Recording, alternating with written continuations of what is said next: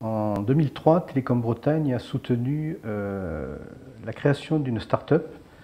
qui s'appelait Boost Technologies, qui était principalement dirigée par Vincent Kerbaol, l'un de mes anciens doctorants,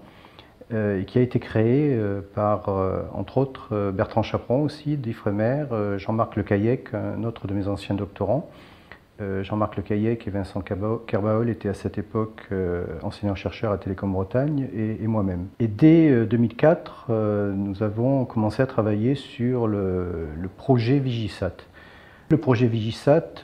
était directement relié aux activités de recherche essentiellement de Télécom Bretagne et aussi en termes d'opérationnalité aux besoins d'Ifremer. Finalement, le projet a été porté entièrement par Télécom Bretagne et a fini par aboutir en 2008, principalement parce que Boost, à ce moment-là, en 2008, a été racheté par CLS, qui est une entreprise de bien plus grande envergure. Donc Vigisat, le projet a été acté début 2009. Chaque satellite vu de la station Vigisat un rayon de visibilité de 2500 km, donc 5000 km de diamètre. Donc, dès qu'un satellite rentre dans ce cercle de visibilité, des images peuvent être acquises, tout du moins des données peuvent être acquises, puisqu'il y a tout un processus ensuite de mise en forme de ces données.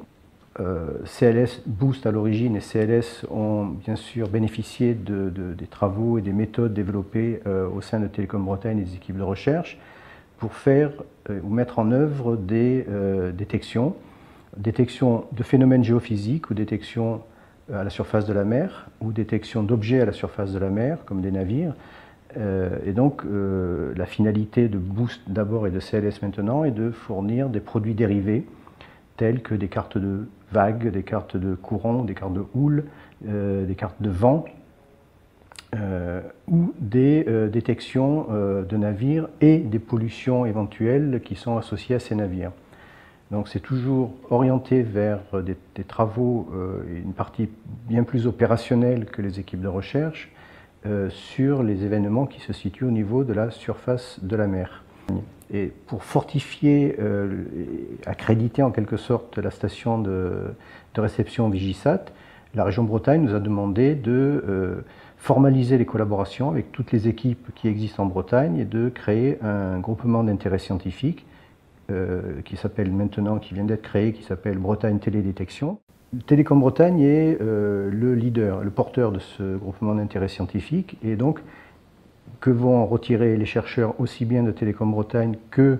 des autres équipes, eh bien c'est essentiellement, de façon primordiale, un accès privilégié aux données. D'autre part, le fait d'avoir une station de réception en Bretagne et des équipes qui travaillent avec permet une reconnaissance à la fois nationale et internationale, et donc une facilitation lors de la réponse à des appels d'offres, que ce soit nationaux ou européens, dans la mesure où d'autres équipes vont être intéressées par ces collaborations.